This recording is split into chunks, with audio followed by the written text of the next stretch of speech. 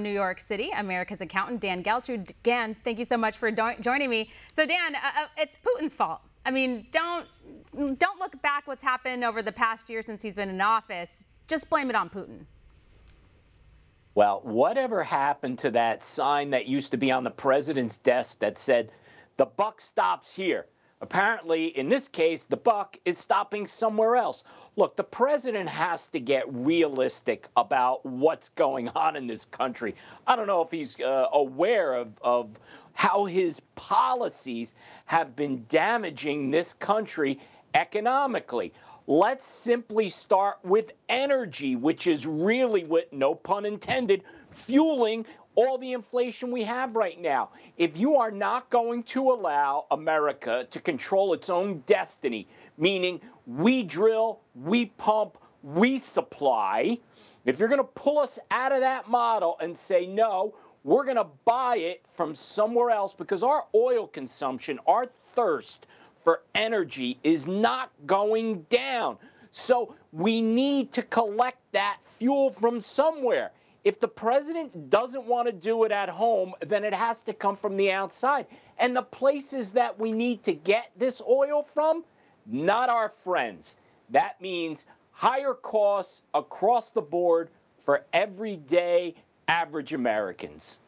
Yeah, it just doesn't make any sense that we would be going to other enemies for oil when we're learning a very valuable lesson right now that was very predictable by what's going on in Russia and this Russian oil ban. So it makes no sense. It's just totally upside down.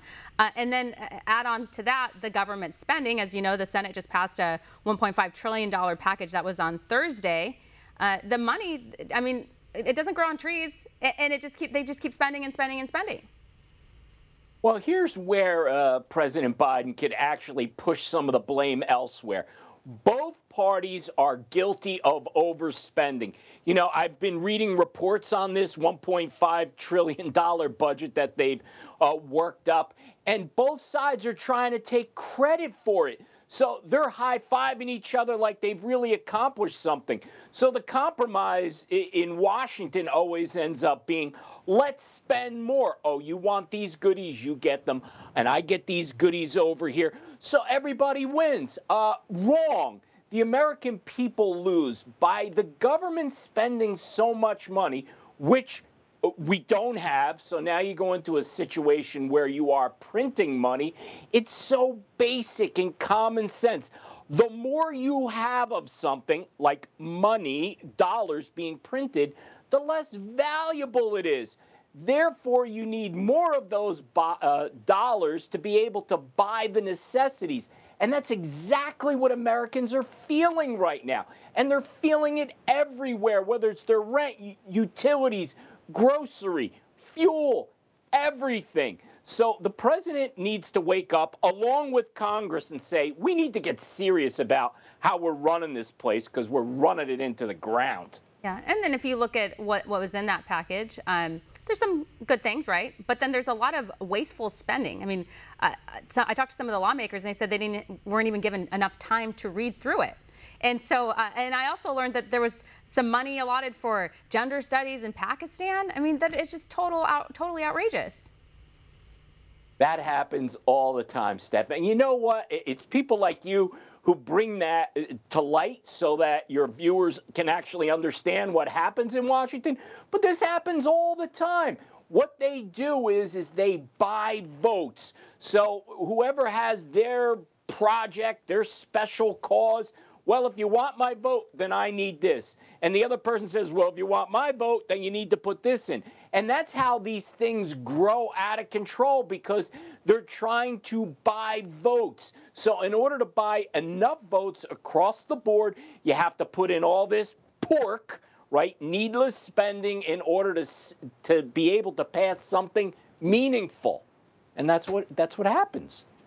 It does. I mean, it's true. And it's not like the first time I've reported over the years on all of the wasteful spending. Somebody who's really good on it, Senator Rand Paul. He breaks it all down, and it is really astounding. Now, I wanted to go back to fuel prices. This is an issue that Americans are facing every single day. I mean, we're seeing record high gas prices, and some are wondering how that's going to impact people and their return to work. So now, as offices have been reopening, as they've started to relax the COVID-19 restrictions, now people are having to have another dilemma and a debate in the morning, like, can I even afford to drive myself to work?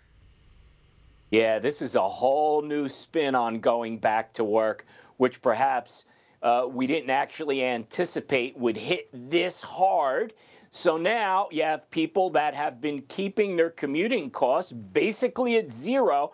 Okay, now mandates coming back by employers saying, we think we're past the worst part of the pandemic. We want to get people back to work. Okay, time to commute. Well, what do you know? Now you have fuel prices that have doubled from where they were when they started working remotely. Well, surprise, surprise. Now, have salary increases made up for this? No. So it goes back to this whole thing about wages went up, and you have Democrats that are really out there bragging about this. And look how much the costs have gone up correspondingly.